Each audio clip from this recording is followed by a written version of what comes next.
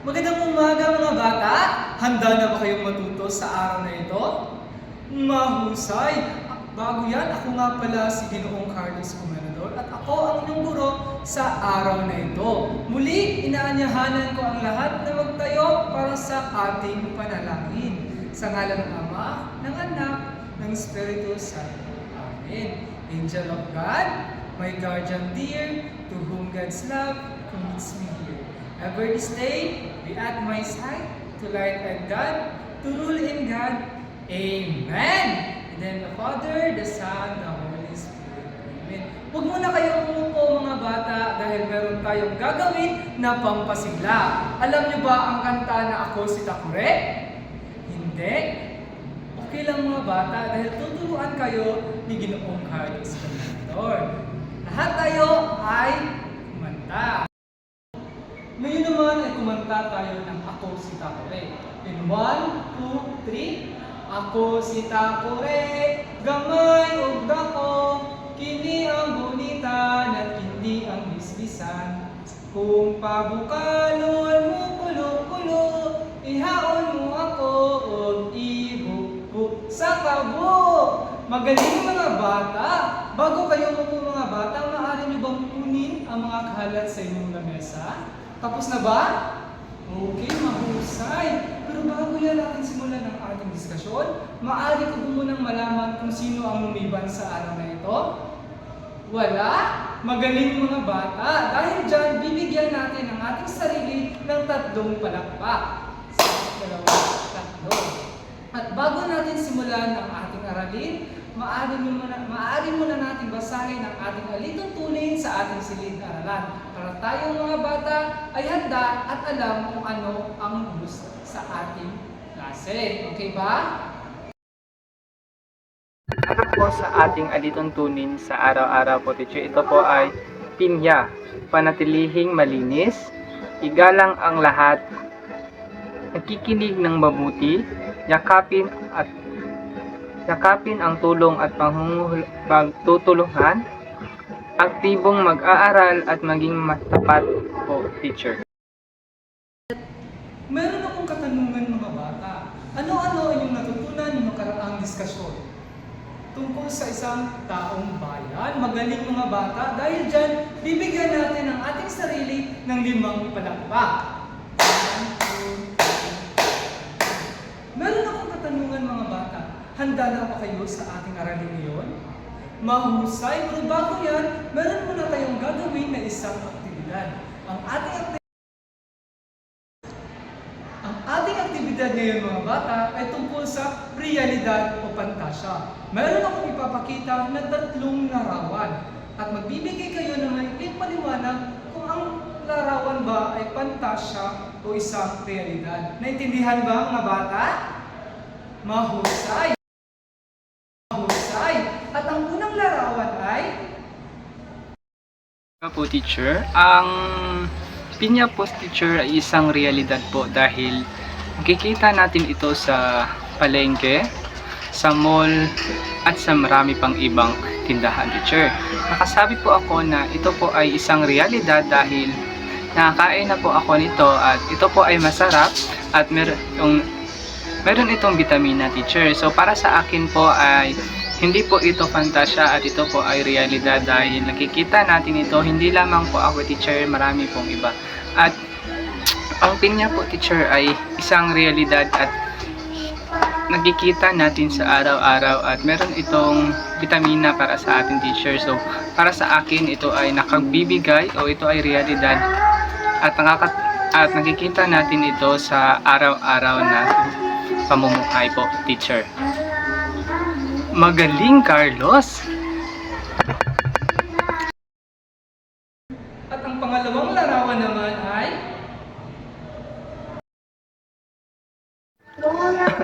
Para po sa pangalawang larawan po, teacher, ay hindi po ito totoo at hindi po ito realidad.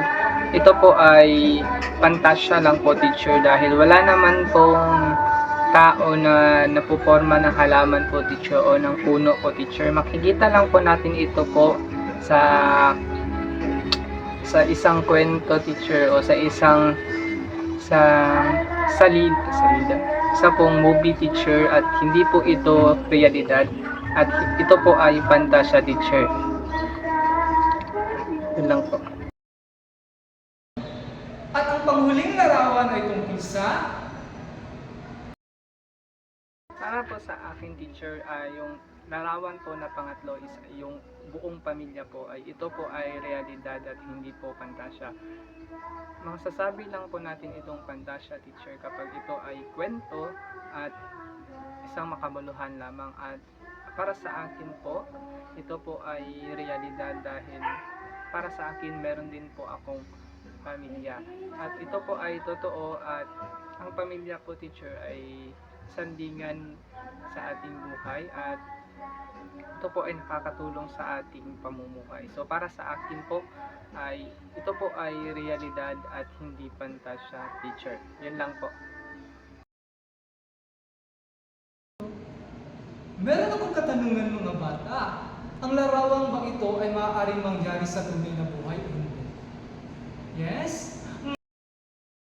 Para po, magandang umaga po teacher. Para po sa akin, itong larawan po ito ay maaari pong mangyari sa totoong buhay dahil tulad po ng pinya at ang pamilya ay makikita po natin ito sa ating araw-araw at yung pamilya po ay ito po yung sandigan natin at yung pinya naman po ay yun po yung makikita natin at kinakain natin po kapag tayo ay bibili sa mall, sa palengke at sa iba po teacher. At yung isa namang pong larawan na puno at tao na pinagsabay ay ito po ay hindi po makatotohanan dahil nakikita lang natin ito po teacher sa isang kwento, alamat at marami pang iba po teacher. So para sa akin po ito po ay meron pong mga bagay o larawan na totoo at meron din pong hindi po totoo na larawan po teacher. Yun lang po.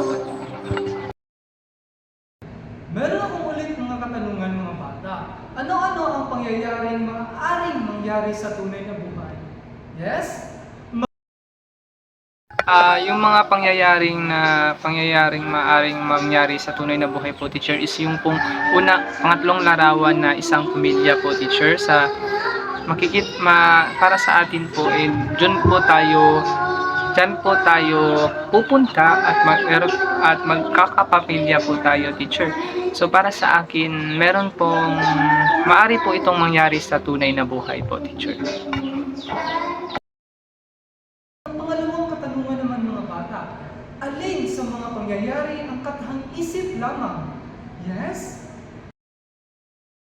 Para po sa akin teacher, ang katang isip lamang po is yung puno at yung tao na pinagsabay dahil ito po ay isang kwento lamang or makikita lang po natin ito sa kwento. At para sa akin po teacher, hindi po ito totoo dahil isa lamang itong fantasy or fantasya teacher. At ang panghuling katanungan naman mga bata, ano ang ipinapakita ng kilos na pinagtungkol sa kanyang katangian? Yes? Para po sa akin teacher ay ang ipinalarawan po ng pinya ay ito po ay isang masagana at malakas at masagana at happy po teacher. So, yun po. Ngayon naman ay dadako na tayo sa ating diskusyon mga bata. At ang ating diskusyon ay tungkol sa naunawaan ang teksto naratibo at tungkol sa alamat. At bago natin simulan ang ating diskusyon, maaari muna nating basahin ang ating layunin.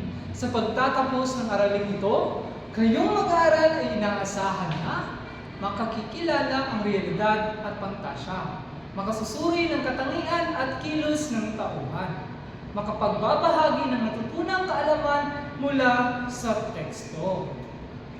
Kaya naman mga bata, handa na ba kayong matuto sa ating aralin? Mahusay! At meron ulit akong katanungin mga bata. Gusto mo ba na makarinig ng isang kwento? Magaling!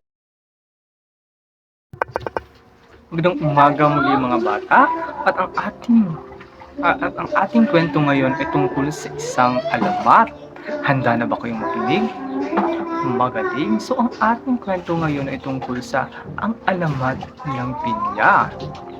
Noong unang panahon, may isang batang babae na ang pangalan ay Pina. Siya ay nag-iisang anak ng kanyang ina na si Aling Rosa. Mahal na mahal ni Aling Rosa ang kanyang anak at ginagawa niya ang lahat para kay Pina. Ngunit si Pina ay isang batang tamad at isang reklamador. Hindi siya marunong tumulong sa gawaing bahay at palaging nagrereklamo kapag inuutusan ng kanyang ina. Isang araw, nagkasakit si Aling Rosa. Sinasabihan niya si Pina na magluto ng kanin. Pero hindi alam ni Pina kung saan nandoon ang bigas. Tinanong niya ang kanyang ina kung nasaan ito. Dahil sa sama ng pakiramdam, napagod si Aling Rosa at sinabi niya sa anak, Pina, sana magkaroon ka ng maraming mata para makita mo lahat ng hinahanap mo. Lumipas ang mga araw at hindi na nakita ni Aling Rosa si Pina. Hanggang isang araw, nakita niya sa kanyang bakuran ang isang kakaibang halaman na may bunga. Ang bunga na ito ay maraming mata. Doon nagmula ang prutas na tinawag nilang pinya mula sa pangalan na isang Pina. Nagustuhan niyo ba ang ating kwento mga bata? Magaling! Meron akong katanungan mga bata.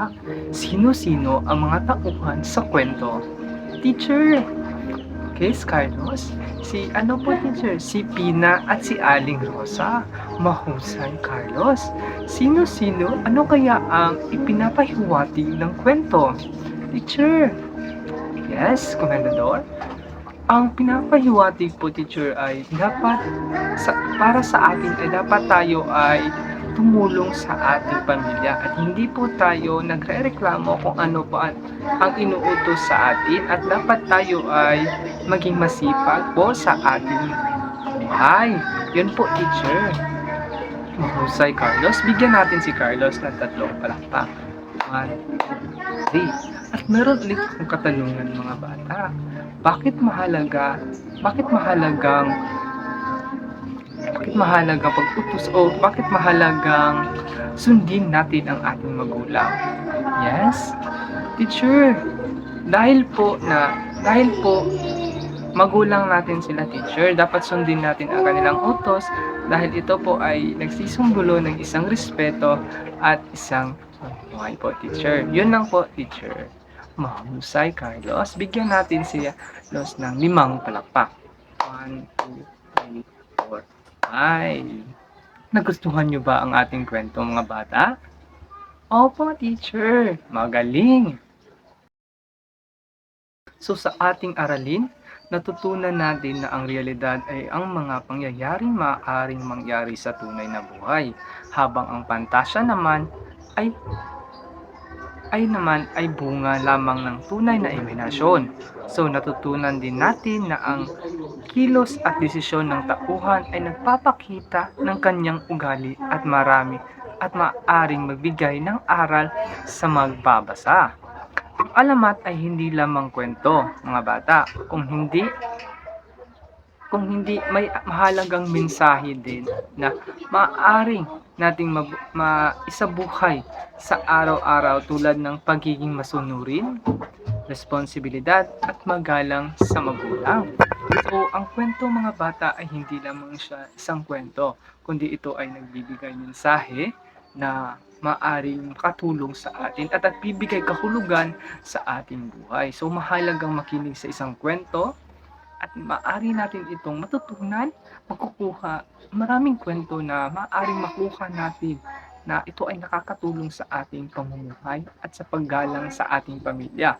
So tulad ng isang kwento ng isang alamat, ito ay nagbibigay mensahe na dapat tayo ay maging responsibilidad, masunurin at maging matyaga. So dapat sundin natin ang ating pamilya kung ano ang kanilang inuutos at kung ano ang kanilang uutusin sa ating pamumuhay. Na naintindihan ba mga bata? Magaling! Ngayon naman para sa ating pangalawang aktibidad, ang ating gagawin ay isang TikTok storytelling reaction. So hahatiin ko kayo sa klase sa maliit na grupo, isang tatlong grupo, group 1, unang pangkat, pangalawang pangkat, at pangatlong pangkat. Ang bawat grupo ay gagawa ng isang 30-second online reaction video o voice recording tungkol sa isang alamat. Maaaring gamitin ang Messenger group, Canva video, TikTok style presentation o isang CapCut. Sa inyong video, sasagutin niyo ang sumusunod na ano ang isang pangyayari sa kwento na realidad o pantasya. Ano ang natutunan nilang aral mula sa isang pinya? Paano nila maisasabuhay bilang mag-aaral? Naintindihan niyo ba mga bata? Magaling! Hello mga bata, meron akong katanungan. Upang ibuod ang ating aralin, balikan natin ang mahalagang konsepto na ating natutunan. So sa ating talakayan, natutunan natin na ang realidad ay tumutukoy sa mga pangyayaring maaaring maganap sa tunay na buhay, samantalang ang pantasya ay mga pangyayaring bunga ng imahinasyon na hindi maaaring mangyari sa totoong buhay. Kumbaga, ang realidad ito ay maaaring mangyari sa ating buhay at ang pantasya naman ay ito lamang ay isang kwento at hindi maaaring mangyari sa buhay natin. Naintindihan ba mga bata? Magaling! So, napag-alaman din natin na ang katangian ng tauhan ay makita sa kanyang mga kilos at desisyon sa isang kwento. Halimbawa doon yung alamat ng pinya, di ba? So si Pinang ay isang tamad na bata. So hindi niya alam ang kanyang gagawin.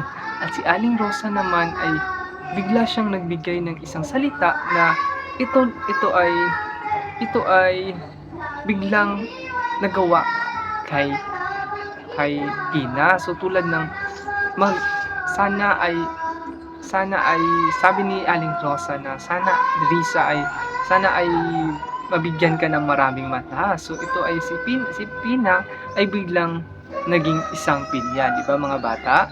So sa kabuuan, ang bawat alamat ay may dalang aral o mensahe na maaaring gamitin sa ating pang-araw-araw na buhay, di ba? Ito ay bibigay respeto, responsibilidad at masunurin.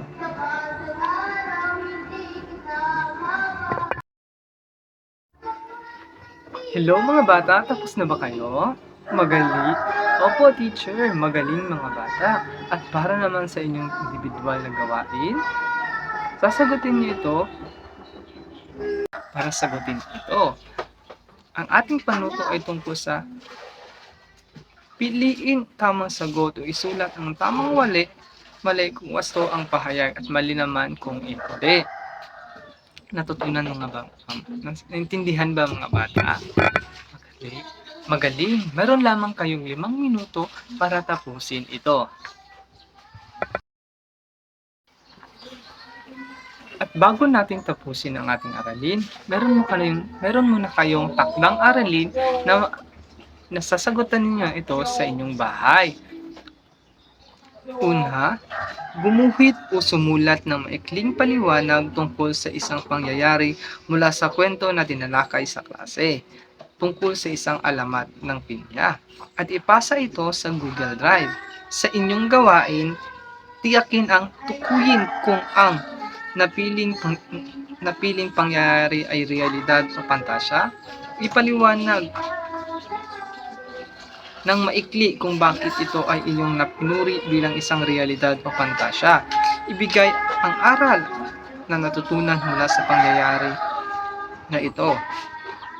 At para sa inyong pamantayan sa paggawa, narito,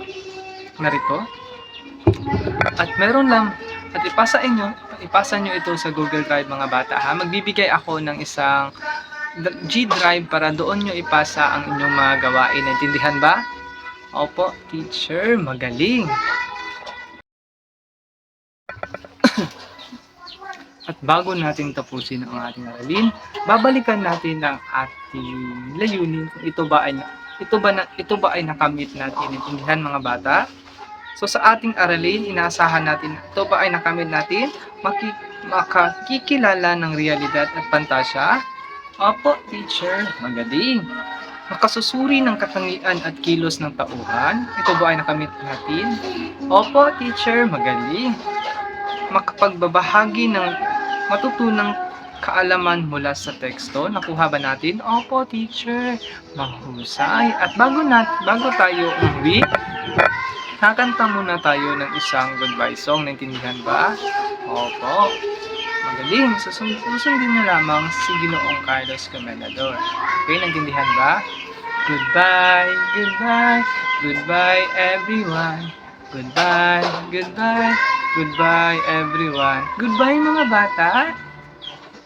Bye teacher. So, bago natin tapusin ay mag-pray muna tayo para sa ating closing prayer. In the name of the Father, the Son, the Holy Spirit. Amen. Lord, Panginoong Diyos, maraming salamat po sa araw na ito at sa biyayang aming natanggap. Naway po, bibigyan niyo po kami ng lakas at i-guide niyo po kami sa aming pag-uwi sa aming klase. At salamat po na marami kami natutunan sa araw na ito. Sa ngalan ng Diyos, Amen. Amen. Bye-bye mga bata. Bye-bye teacher.